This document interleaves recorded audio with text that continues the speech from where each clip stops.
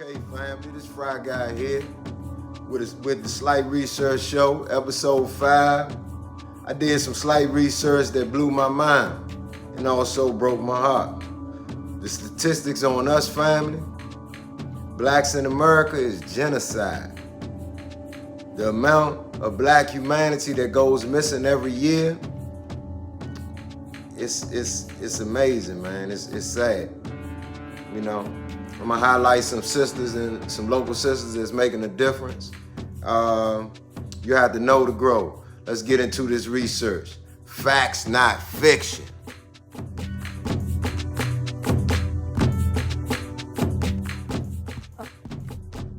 Third of the almost 300,000 girls and women reported missing in the U.S. in 2020 were black. That is according to the National Crime Information Center. And yet those cases often get little attention or are all but ignored by law enforcement and national news media. The new series tells the story of Natalie and Derica Wilson, co-founders of the Black and Missing Foundation. The sisters-in-law rally communities and help families as they search for their missing loved ones. Here now is a clip featuring Derica Wilson. Being a former law enforcement official, I've dealt firsthand with missing person cases. Back in 2002, I ended up getting hired on with the City of Falls Church Police Department as the first African-American female police officer in the history of the agency. I actually had a case where there was a young lady who had a rape kit. She had been missing for days. She was stuck in a motel in the City of Falls Church with her abductor. She was reported missing in our neighboring jurisdiction, and her flyer never crossed my desk. And she was a young black female. I don't want these cases to be handled sloppy because our community matters.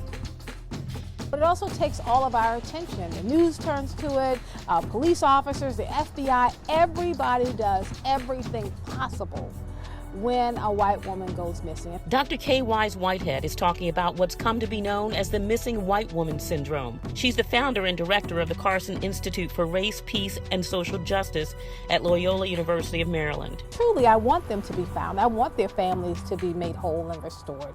My concern is that we don't have the same type of interest, attention, outlook, commitment when black girls and women go missing. Whitehead says it goes back to slavery. White women were put on a pedestal. They were better than, they were perfect. They were what everyone aspired to be and everyone aspired to have. It's the reason why black men and boys were lynched, because they were thought to have whistled at or even spoken to a white woman. It's why when we were down south during Jim Crow, we had to get off the sidewalk and stand in the curb for a white woman to make her way down the block. There's something about white women being lifted up and everyone else being crushed in the process. I think it's a lingering on of what happened during slavery. It's still about the focus on white women. It's about who is beautiful, who is valued, who is important. Missing persons cases involving people of color in the U.S. are less likely to be solved. Oftentimes, when a person of color or a child of color is reported missing, they are classified as runaway. Cases involving African Americans remain open unresolved 4 times longer than cases involving white or Hispanic people. Facts, not fiction. It's every parent's nightmare learning that their child has gone missing. According to the latest figures from the FBI's NCIC database, over 500,000 people were reported missing in 2021. Over 350,000 were children. Many of those cases were closed, but of the cases still open, more than 70,000 are missing black girls. Sadly, getting help and assistance in cases involving missing black girls can be non-existent versus cases involving white women, many becoming household names. Both are tragic, but the comparative inattention to missing black girls makes it doubly so. Experts say time is crucial when locating a missing child. So what more can be done to find missing black girls? Joining us remotely. How many men are missing in America? New York Times puts a shocking number to how many black men have disappeared from society. These words from Ashley Paul. We knew, but we didn't know. In the era where hashtags like Black Lives Matter and Justice For, insert slang, unarmed victim's name exist, we're all too familiar with the precarious nature of being black man in America. But the New York Times put a number to the loss of black men's lives that we're still trying to wrap our heads around. According to the New York Times Upshot blog, there are 1.5 million black men missing in America. 1.5 million. And where are these men during the prime of their life, dead or incarcerated? The United States has the highest incarcerated population among developed countries, and black men are 6 times more likely than white men to be in prison. In addition to that, the leading cause of death among black men is homicide. Black men are 21 more times likely to be killed by the very people responsible for protecting them. According to the New York Times data, cities with a high population of African Americans have a large number of missing black men.